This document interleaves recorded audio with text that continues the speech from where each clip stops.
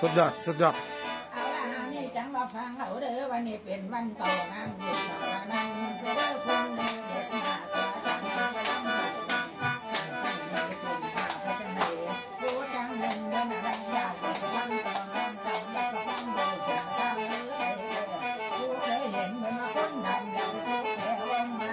เจอคนเด็กมาทั้งมีนักเบาใจมาบางการคนน้ำน้อย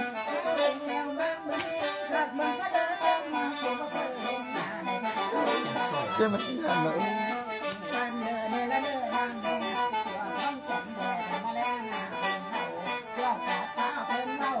ลุงคนเราในต้องกันเหมือนละเด้อตัวแข็งผู้เวทีแล้วนี่ละต้องการหลับดันน้ำตาตาลุงทำอยากให้น้องเพิ่มอยู่เสียแสงคิดการประกาศจังแบบนี้สมาคมแล้วผู้ใดผู้ใดกันตัวแดงต้องรู้วันนี้เอิดตายไปเพียงอยู่กองแดงนั่งเดินแม่ก็ไม่ต้องมีคนเกี่ยวกันเลยนั่นตัวเมื่อไหร่เป็นมือขอเด้อพอมาลั่งหนีเหมือนมีเหมือนไหลไปแต่มาลั่งเงาเพื่อนหลังหนีหลังไปตั้งหลังตาต้องมินนาข้าวเหนียวต้องทำต้องของกันนี่ก็อยู่กันในตัวกันราคามีพ่อเสียแล้วก็ต้องของข้าจังละต้องกันกาต้องหน้าและซ้อนกันกันฟังดูหลังต้องจังฟังดูนั่งคนนั้นนั้น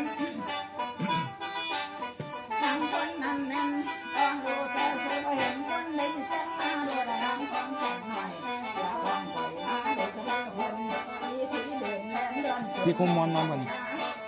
เรื่องเกิดการสมาบอนหนูลำบอนใดมันถูกแต่ก็ต้องนำมาพังหลังมันทำถูกต้องการไหนไม่ถูกต้องลำถูกต้องใจอย่างไม่ตา